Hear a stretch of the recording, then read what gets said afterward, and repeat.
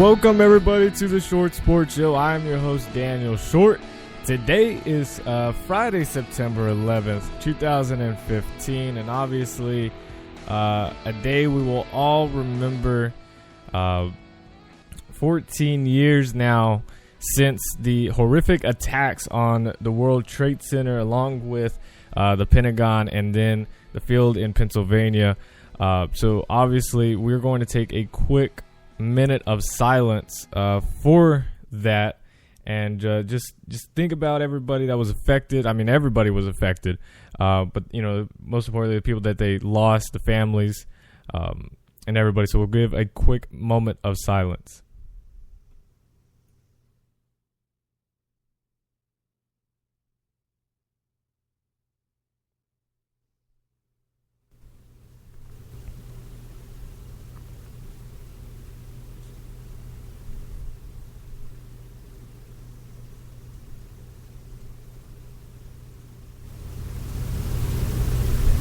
All right.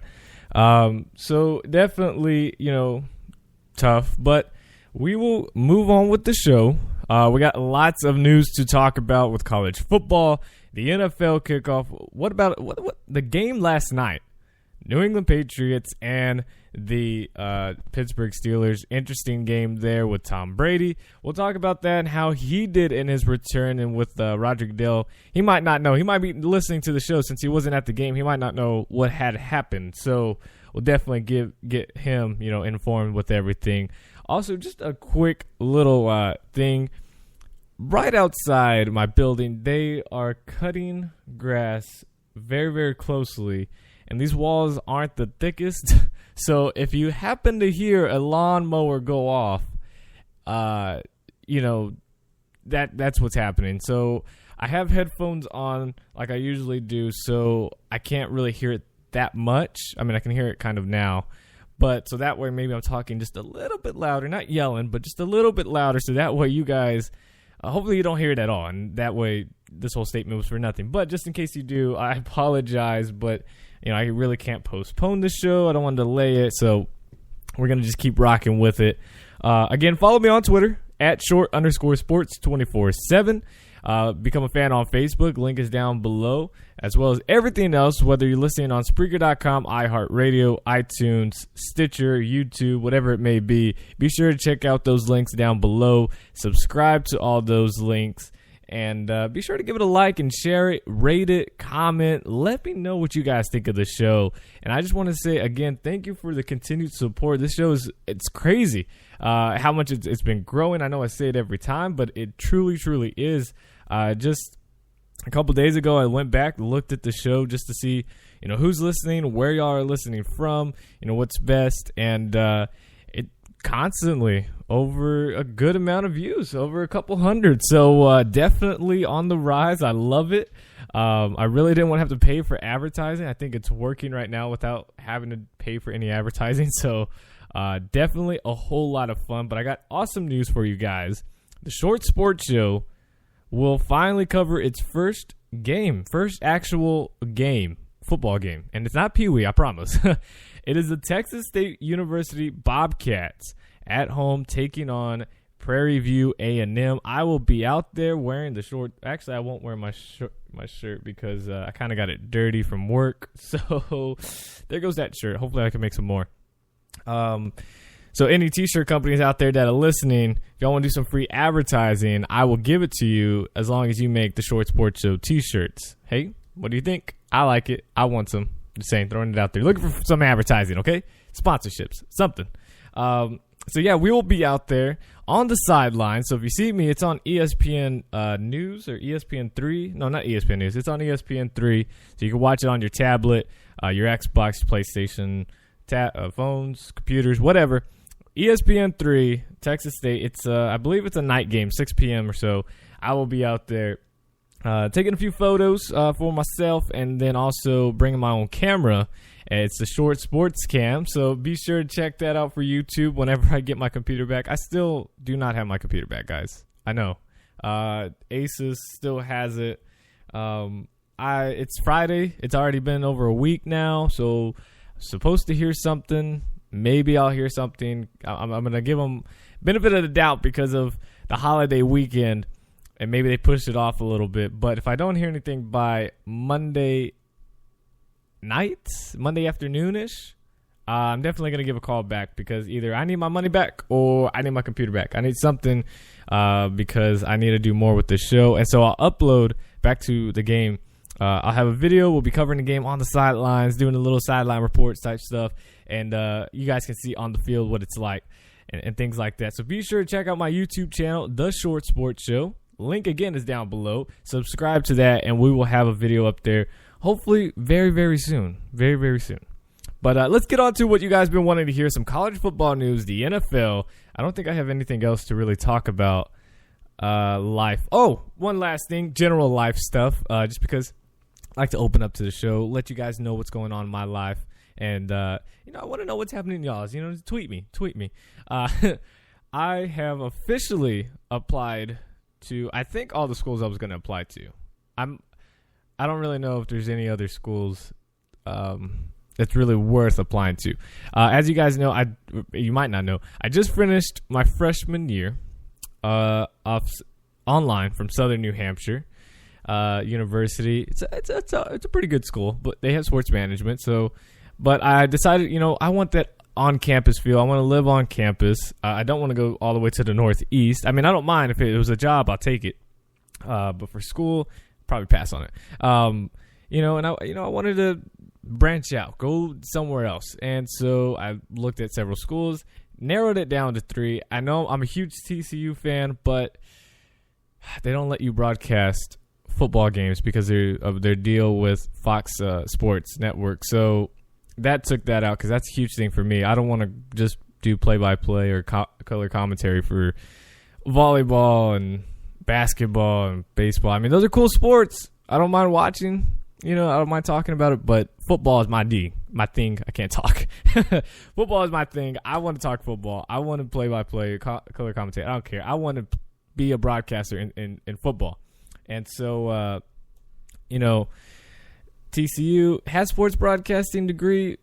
Awesome. I love TCU. I've been to campus so many times. Obviously, y'all know that's my team. But I am definitely not going to pay over $50,000 a year for something that I know I won't be able to do. Just not going to happen that way. So, final 3 schools are in no particular order. I'm just saying these schools off the top of my head of the schools I just applied to. University of Miami, Washington State University, and the University of Houston. So my reach school is the University of Miami. They're about $60,000 a year. Absolutely ridiculous. But they have sports management, top-notch program, and broadcast journalism, and they let you play-by-play football, and you have your sports talk show. That is what I want. So Miami, I would definitely love to go there just because it's also in Miami, but because of the program. But I don't know if financially I'll be able to go there. Washington State, I might have a chance at. I know I could get in academically. I know I could get into all these schools academically. It's just financially is the problem. Washington State, definitely love it. I've been to Pullman before. When we moved to Seattle, we drove up from Eastern Washington, which Pullman is at, and then straight through to Seattle. So I love Pullman. Don't mind going back over there. And then the University of Houston is the safe school I can get into. It's cheap, being in-state tuition and stuff, and it's also a very, very good school. It's a really big school in population-wise, and I don't like big classrooms. I like small classrooms. But they also have sports administration and a good communications area. So we'll just have to see. I'll keep you guys updated. Everything is into them. My FAFSA, my applications, the letter of recommendations, the essays, everything is out. And now it's just a waiting game. But I thought I'd let you guys know because it does definitely affect this show. As you know, I'll be gone in the spring. And I plan on still doing this show no matter what. I will still always make time. I have in the past, and I'm still going to do it. We're 2 years, guys. We've done this for 2 years now, the Short Sports Show. Absolutely amazing. I couldn't do it without you guys.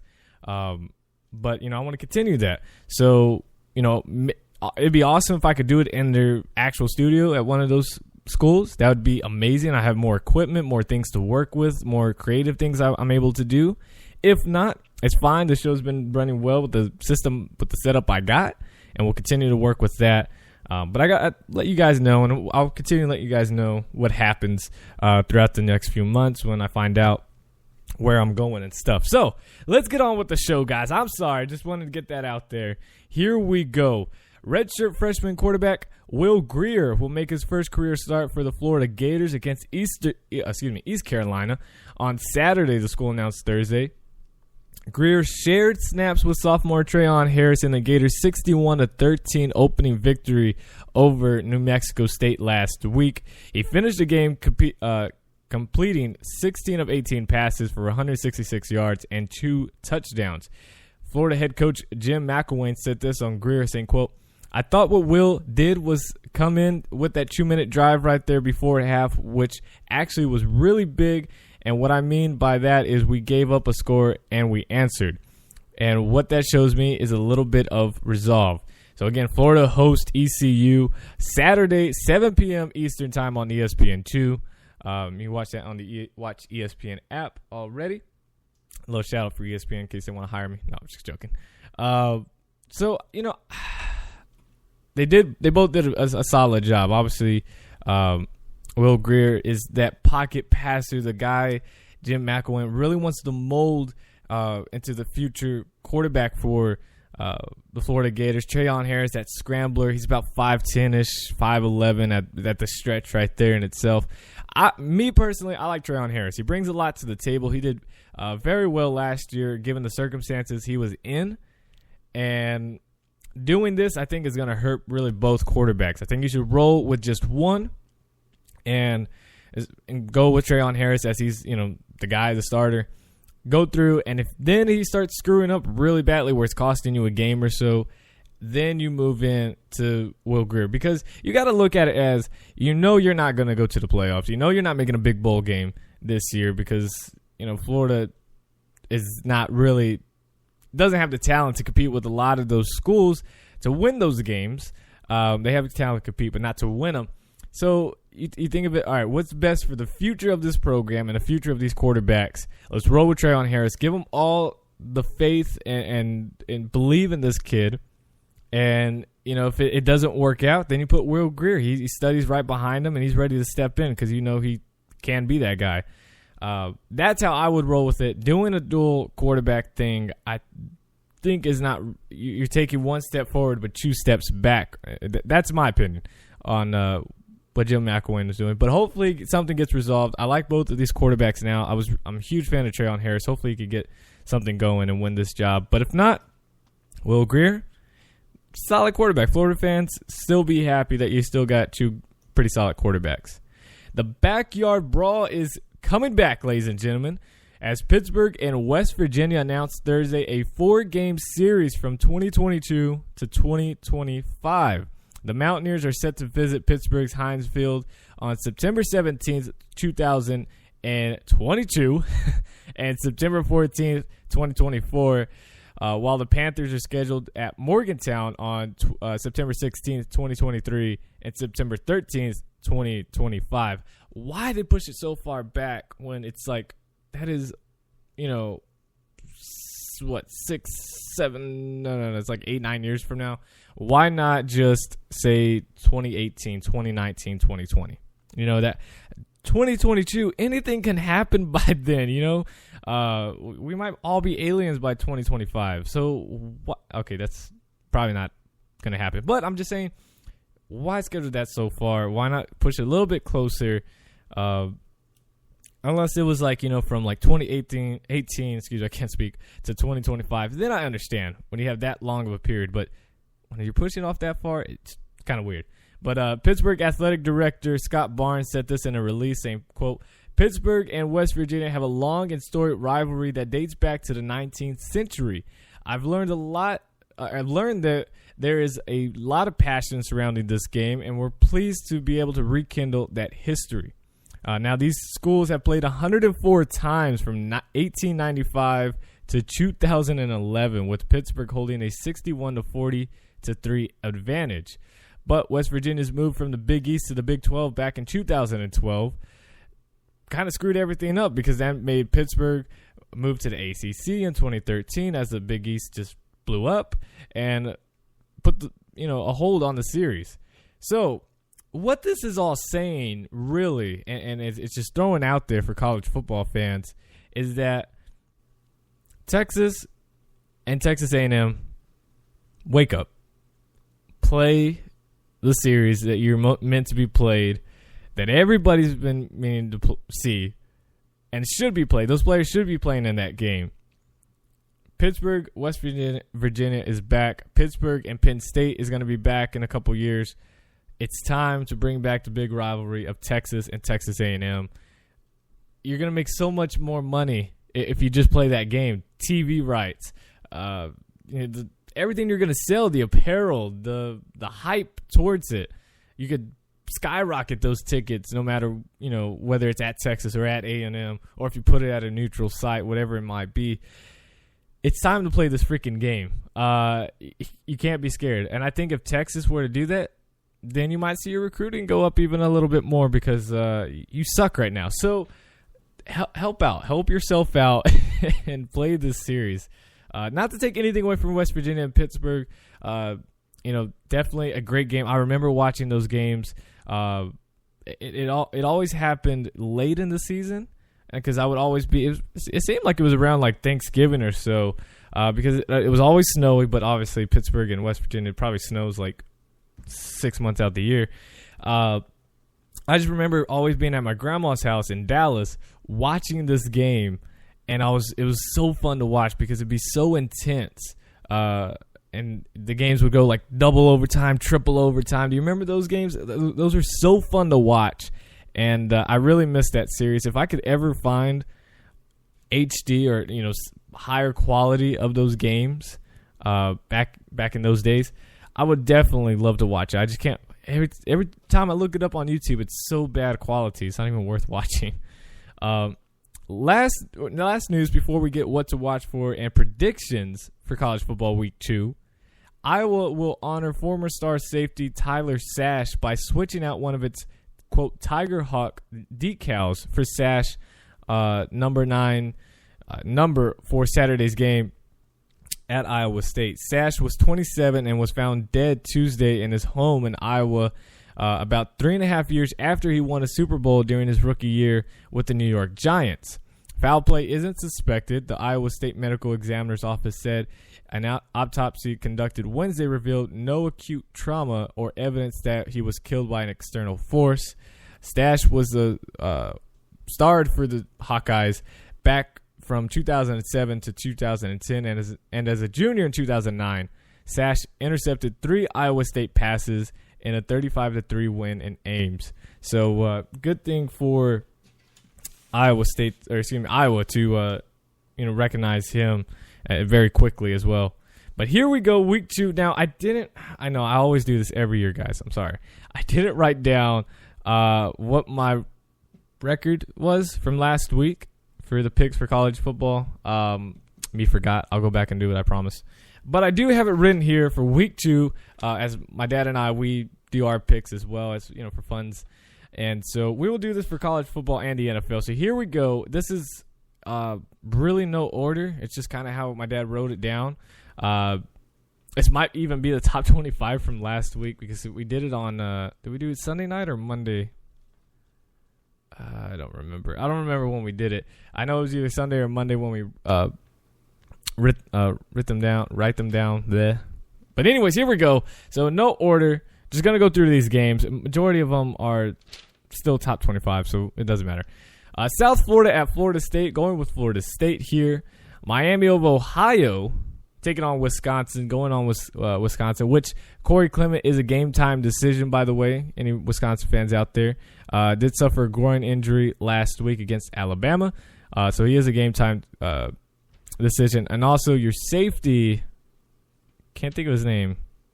Started with the C. His last name did. I believe he will play for Wisconsin. Jacksonville State going against Auburn. Going with the Auburn Tigers here. And what did I say about Auburn? I I'm just saying they struggle against Louisville. Louisville's a really good team, though. Just made some mental mistakes that probably cost them the game. But I'm not okay, maybe it's not more of Auburn that I'm not, saying that they can be good. It's more of like Jeremy Johnson. They gave him so much hype for someone I just don't see being a legit college, or even he definitely won't be an NFL quarterback, but a legit college quarterback. He seems like the guy that really should just be a receiver more than anything. I just do not trust him when the game is on the line, and we'll just have to see. He's taking on Jacksonville State, so they might be able to work out some kinks before they get into playing some real games coming into the season. Appalachian State at Clemson is going to be one of the most interesting games this week that I believe no one is really talking about. Appalachian State obviously did a great job last season coming into the FBS and doing a really solid job. And obviously, Appalachian State, so much history there. And then Clemson struggled early with Wofford. With Wofford. It's such a funny name to say. I need to make like a soundbite just for that, Wofford. Anyways, they struggled with them in the beginning. Then they, obviously pulled away. This game, I think if they start struggling pretty early with Appalachian State is going to be that team that's going to take advantage of those mistakes and it's going to stick with them. So either it's a quick shootout in the beginning and Clemson just holds on to that, or this game goes into that fourth quarter, 2-touchdown lead maybe at the most for Clemson, maybe 17 points. And Appalachian State, I believe, will keep it pretty close, but I do believe Clemson has all the talent to definitely beat this Appalachian State team. But I'm kind of rooting for Appalachian State here. I like Appalachian State. Tulane at Georgia Tech. There's no way Tulane is going to stop Georgia Tech's offense. I know Georgia Tech played an FCS team last week and put 69 points up against Alcorn State. Poor Alcorn State. But Georgia Tech has this. I don't know. I have to look at Georgia Tech's schedule, but, man, they might be undefeated for quite a while. Notre Dame at Virginia. Notre Dame absolutely dismantled a Texas team, and that was one of those games. It was like, okay, either Texas is just really, really bad, or Notre Dame is really good and might be able to finally have that playoff talk. I know there was talk about that last year, but they do that for Notre Dame every year. They're saying there's a championship run this year, and then it just dies down after an 8-5 season or something. But this year, I believe it a little bit more. I believe it just a little bit more. And Malik Zaire did an excellent job against Texas defense.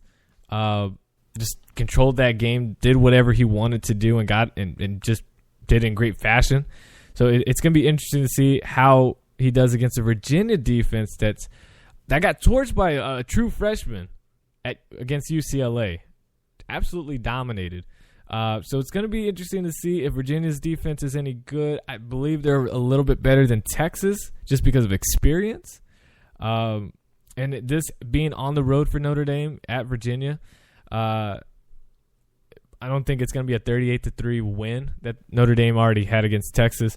But I could see a 24-17, 24-10 type of victory. I don't think it's going to be a blowout for either team, of course. But I believe Notre Dame does get the victory. Stephen F. Austin at TCU. Now, some terrible, terrible news for TCU. Not only did we lose one of our starting linebackers, Sammy Douglas, due to an ACL, we lost a defensive lineman, James McFarland, who's going to have surgery for a broken toe. But thankfully, McFarland, I know for sure will get a medical red shirt, so he'll be able to redshirt. He'll be back next year, I guess, as a redshirt junior. Maybe a redshirt sophomore, I don't know. I think it's a redshirt junior. But Sammy Douglas, hopefully he's able to medical redshirt as well after just playing just one game and not having any injuries before. Maybe he'll be able to get a medical redshirt and come back next season as a redshirt sophomore or so. Or I think he might have already redshirted. You can still medical redshirt. Doesn't matter. Hopefully he still gets one. But then we lost out of nowhere, true freshman who was named the starter like by the time he arrived on campus, Mike Freeze. He is taking a personal leave of absence from the TCU program, and the way it's sounding, he's not coming back. It seems like one of those things for TCU fans. If you remember linebacker Joe Hazley, when he just left out of nowhere there in his junior or senior year, just left. I don't even know where he went afterwards. I've never heard of him anywhere after that. But just a shocker. He's out just after 1 week of playing against Minnesota. Don't know what it is. There's all sorts of rumors going around what it could be. It's Patterson that said it wasn't discipline. Patterson said he didn't suspend him. That he was shocked when Mike Freeze told him or found out. So now we're starting true freshman Montrell Wilson, who was a safety, and then Paul Whitmill, who was a linebacker, then switched to fullback this season and is now back to linebacker. I kind of like that anyways. I don't think he should have been a fullback. I think that's a waste of talent if he went to a fullback. Him being at a linebacker position, his true position, is where he needs to be. But TCU really needs to recruit at linebacker, and hopefully this makes a big sign for Dontavius Jackson, the number 1 inside linebacker recruit in the nation. He's considering TCU. Hopefully he's like, okay, I go there. I'm the biggest 5-star. I'm the biggest recruit to ever land at TCU. And I'm also the number 1 guy on defense. I'm stepping in as the leader.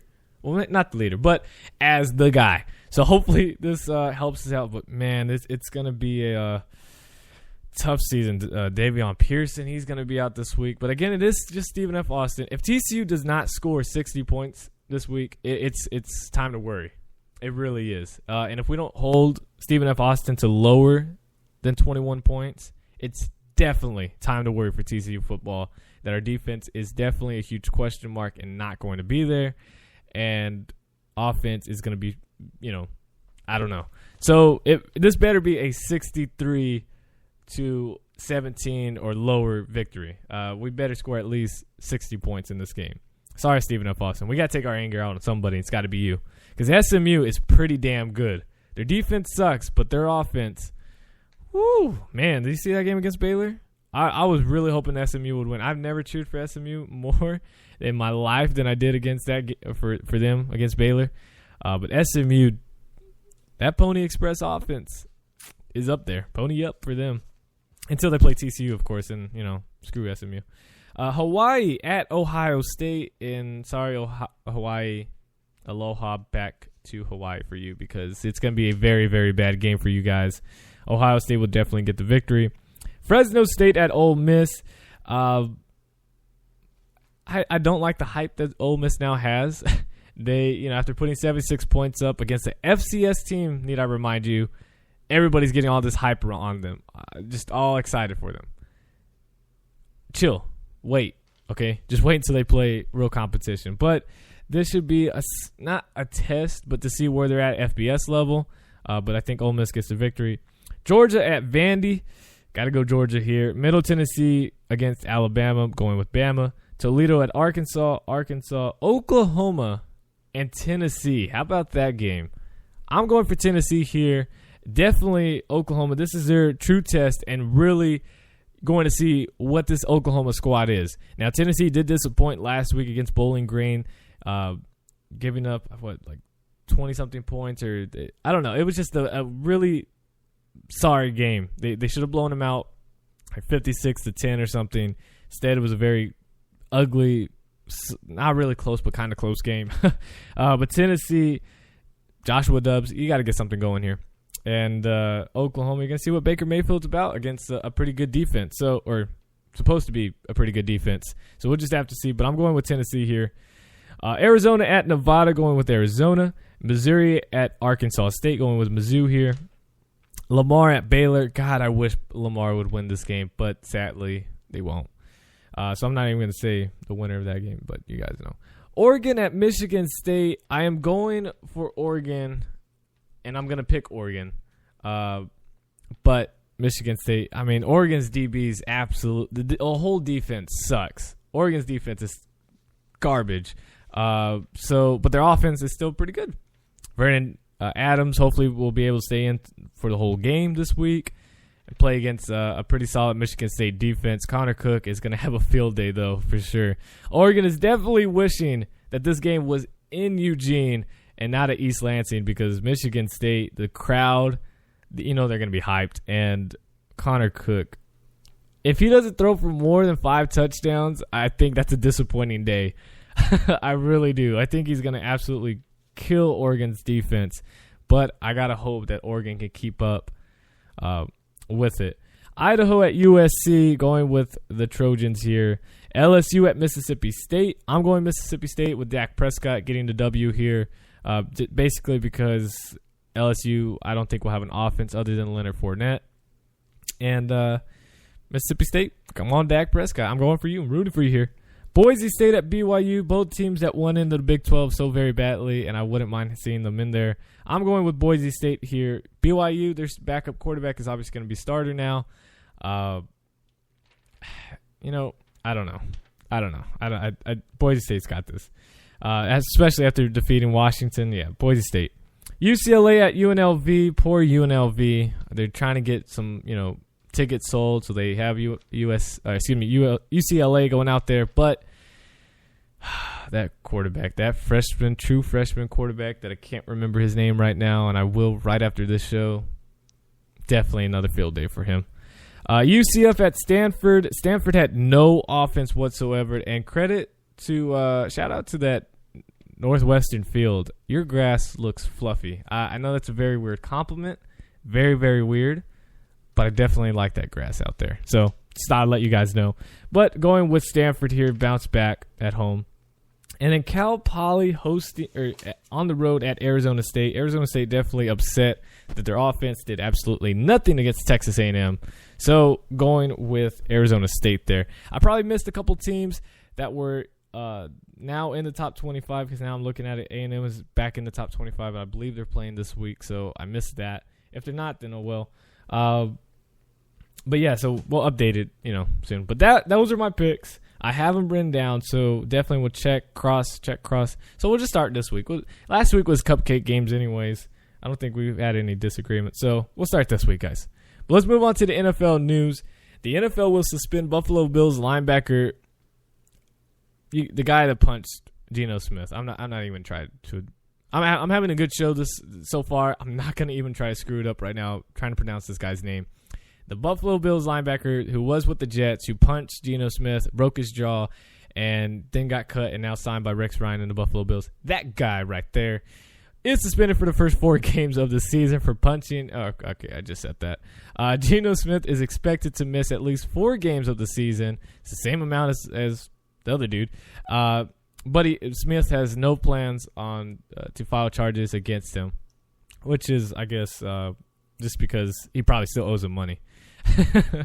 With the Dallas Cowboys season opener just 4 days away now. Actually, what is it, 3 now? It's Friday, so 3. I can't count. Why would I put 4? I did write it last night, so that's probably why. Defensive end Greg Hardy has elected not to seek the court's help in gaining a further reduction of his suspension for violating the NFL's personal conduct policy. In July, Hardy saw his 10-game suspension reduced to 4 games by arbitrator Harold Henderson, who ruled the penalty was too harsh when the baseline for cases under the personal conduct policy is a 6-game suspension. Hardy could have pursued legal action to seek further reduction, much the way New England Patriots quarterback crybaby Tom Brady did with his football deflation case. Just saying. The Cleveland Browns waived Terrell Pryor on Thursday, 5 days after it appeared the quarterback turned receiver had beaten the odds to make that 53-man roster. But Pryor was let go because guess what? The Browns signed former Seattle Seahawks running back Robert Turbin on waivers. Turbin is recovering from a sprained ankle and will miss a few weeks of time. He has been in the league for 3 years and has gained 928 yards on 231 carries, but no touchdowns. I had no idea. As much as I followed the Seattle Seahawks, I would have thought he's had at least 1 touchdown, maybe a couple more. 0. Has no touchdowns. I mean, obviously he's played behind Christian Michael and Marshawn Lynch, but still I thought he would have had at least a touchdown, but he doesn't. And Pryor was attempting to make, obviously, the big switch from quarterback to receiver, and he missed most of the preseason with a right hamstring injury, but then played 1 half in the final game and did not have a single pass thrown to him.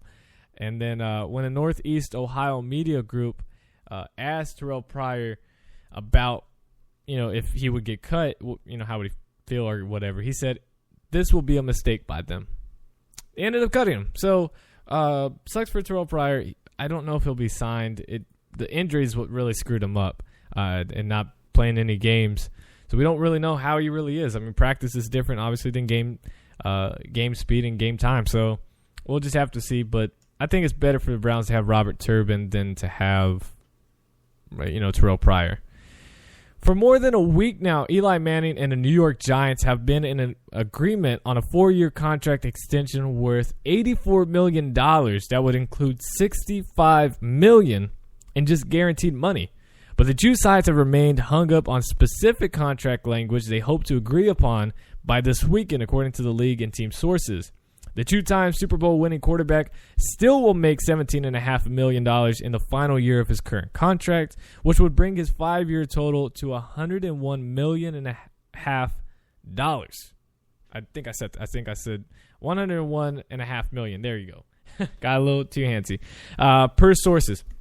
Eli Manning told ESPN's Ed Warner late Thursday afternoon, saying, quote, "It's not done yet. Hopefully it gets done very soon, and I can worry about football and not have to deal with this."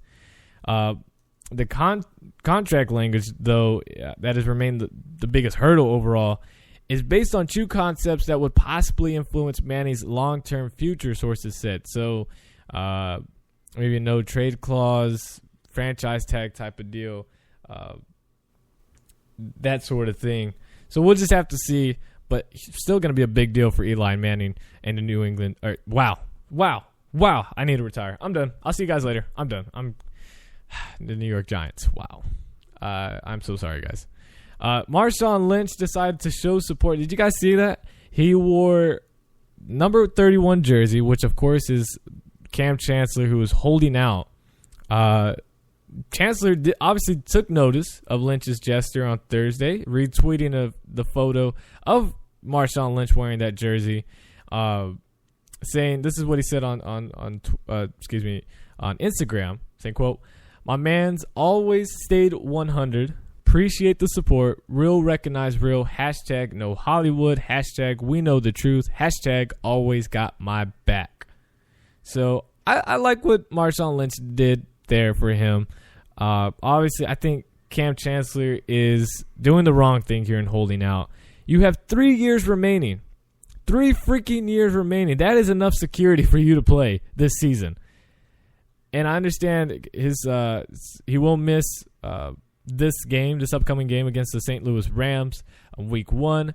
And he will lose the game check, which is worth $267,000. Now, to us normal people, that is more than we'll make in probably 6 to 10 years. But okay, well, I guess for me as a college student, it would be. But I understand he wants more money. He does deserve to be a top-paid safety, but at the same time, you should play while trying to get this contract going, like Eli Manning is doing, and all these other guys that have been signed that we're going to talk about in just a minute. All these players are still playing. You have 3 years left, solid pay, play. Just play. You signed a deal, a year or 2 ago, or 2 years ago? Play, man. It's ridiculous. I've lost a little bit of respect for Cam Chancellor. I do believe he deserves to get paid, but at the same time, play, dude, play. It's that simple. A guy who just got paid and will be the highest paid middle linebacker in NFL history, Luke Kuechly, has signed a 5-year contract extension with the Carolina Panthers through the 2021 season, the team announced Thursday. The deal is worth $62 million, according to multiple reports. Kuechly has the NFL best 473 tackles since he entered the league as a first-round draft pick in 2012.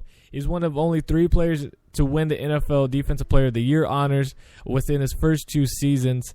He earned the accolade in 2013. He also won the NFL Defensive Rookie of the Year in 2012. Kuechly's $12.4 million annual salary tops that of the Seattle Seahawks linebacker Bobby Wagner, who in August received a 4-year extension worth $10.75 million a year. Panthers outside linebacker Thomas Davis said this, quote, To me, he deserves to be the highest paid defense player in the NFL for what he's capable of doing and what he has done. Now, Kuechly becomes the fourth Carolina player to sign a big contract extension this season. Obviously, quarterback Cam Newton signed a 5-year, $103.8 million deal. Tight end Greg Olsen was granted a 3-year, $22.5 million deal. And Thomas Davis got an $18 million deal over 2 years. It's also been a huge year for linebackers, with Tampa Bay's Levante David and Detroit's DeAndre Levi also receiving big deals. So everybody gets money. That Oprah meme, you get money, you get money. Every NFL defensive linebacker gets money, apparently. And speaking of DeAndre Levi, Detroit linebacker is most likely out Sunday against the San Diego Chargers, a source told ESPN insider Adam Schefter on Thursday. Levi has missed the past 2 weeks of practice, including workouts Wednesday and Thursday in preparation for the Chargers, although he was watching off to the side on Thursday. If Levi cannot play, Josh Bynes will likely take his place in the lineup. Lions head coach Jim Caldwell would not say much about Levi's injury Thursday other than that he is improving. Caldwell would not give specifics on how the injury occurred or what the timetable is for the return. But a source did tell Schefter that Levi will not need surgery, and that was first reported by the Detroit Free Press. So, iffy news for him. I have him on my fantasy team, so I need him to speed it up and get out there. But definitely a much-needed player, as he's the leader of that defense with Sue gone and a couple other guys. He needs to be there to solidify that middle of the defense right there. The Buffalo Bills have signed defensive tackle Marcel Darius to a 6-year extension, giving him a deal worth $108 million over 7 seasons.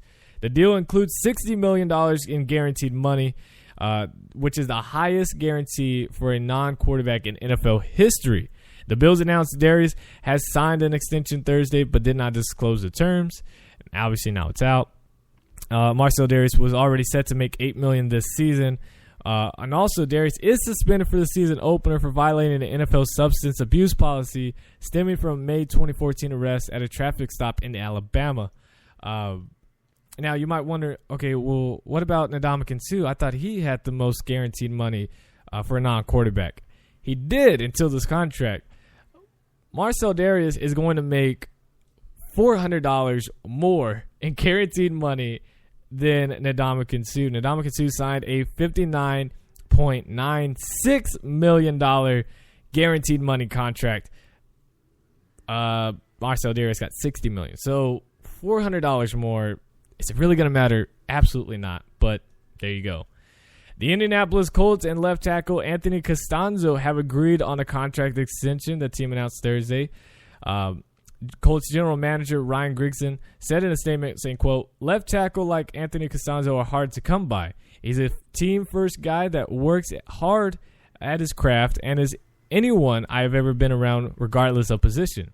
His desire to be great literally consumes him, and he is a shining example of the sacrifice it truly takes every single day to be at the top of his game come Sunday." Costanzo's new deal will be for 4 years and $43.6 million, a source told ESPN.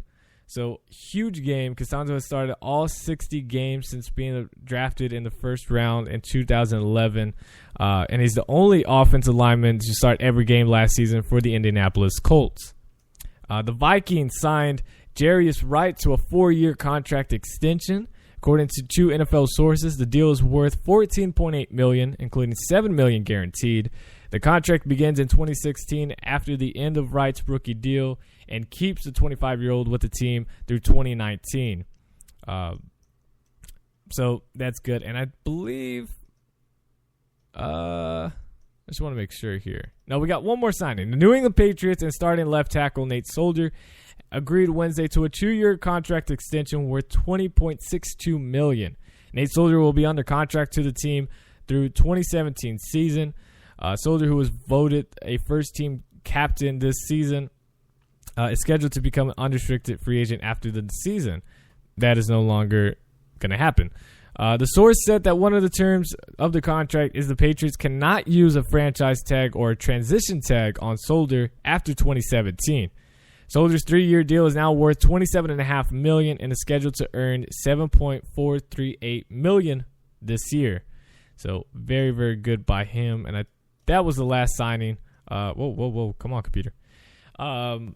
Packers wide receiver Randall Cobb did practice and plans to play against the Bears.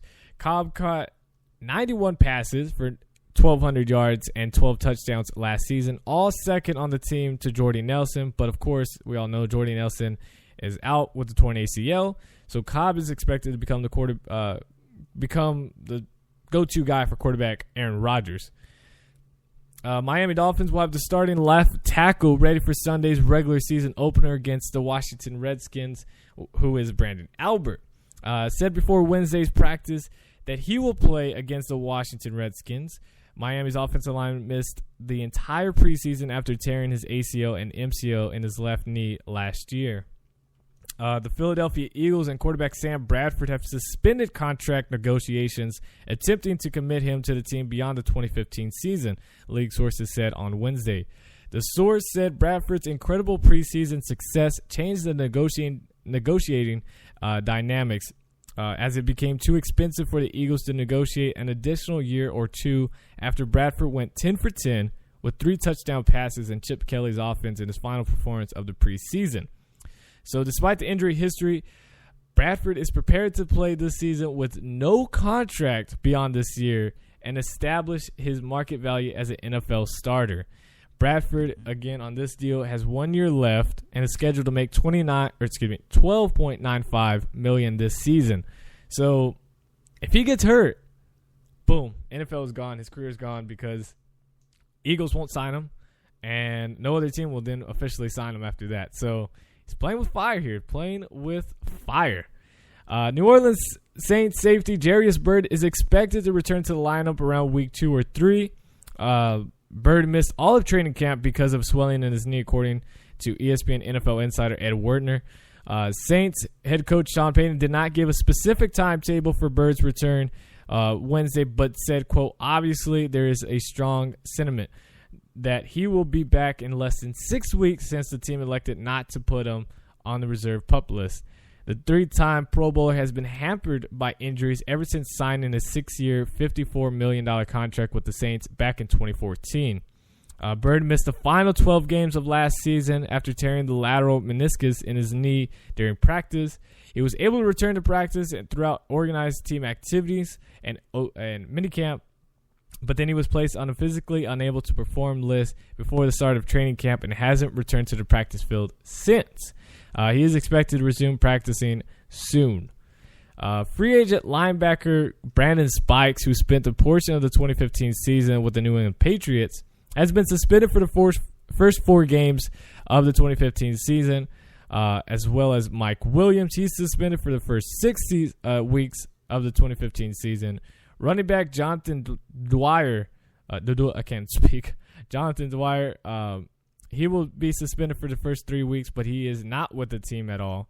As all of these guys are not with the team. None of these guys are. Outside linebacker Jermaine Cunningham, he's suspended for 6 weeks. Rodney Austin is also suspended for 6 weeks. And I believe the last news before we get to the game, Atlanta Falcons rookie running back Tevin Coleman has been named the starter ahead of Devontae Freeman for Monday night's opener against the Philadelphia Eagles. Both players battled hamstring injuries at the start of training camp, but Coleman recovered in time to play 2 preseason games.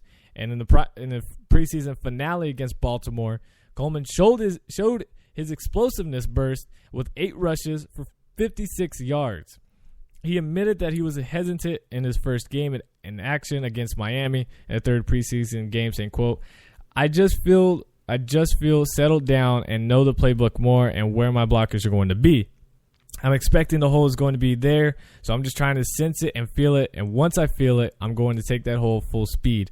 So very good for Tevin Coleman to be back and ready to go, as I also have him on my fantasy team. So I'm doing pretty well.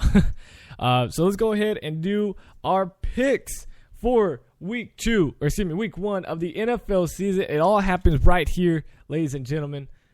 Are you ready? Are you ready? Stay with me now. You can do these picks as well. Go ahead and tweet me at @short_sports 24/7. Play along with the chance to win something at the end of the season here on the Short Sports Show. And here are the games. Again, no order by time. It's just how ESPN put them for me. So week 1, the Seattle Seahawks taking on the St. Louis Rams. Going with the Seattle Seahawks here. The Detroit Lions taking on the San Diego Chargers. I think the Lions are going to have a field day throwing against this weak Chargers defense, but I got to believe in my Chargers. I got to root for my San Diego Chargers. Let's go, baby.